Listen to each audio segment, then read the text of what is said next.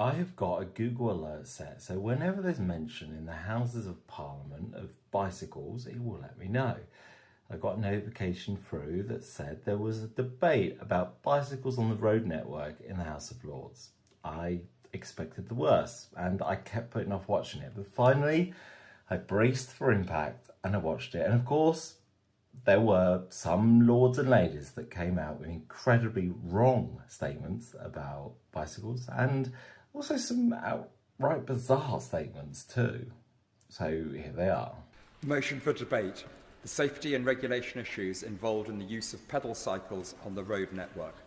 Lord Hogan Howe. And of course, cycles can get to high speeds. It's just through fit people, through muscle power. 30 miles an hour is easily attainable on the flat, certainly downhill. And of course, the provision of licences, which you could argue could be quite a complex bureaucratic thing, but actually you could just add another category onto a driving licence. You could give what were termed grandfather rights at the end of the Second World War in terms of cyclists already. You could test later. But it allows, therefore, for the licence to be withdrawn in the event of bad behaviour by cyclists and disqualify that person from cycling at all. First, the Highway Code, which I have read recently for the first time in many years, a confusing blend of advice and legal requirements, plainly needs revision.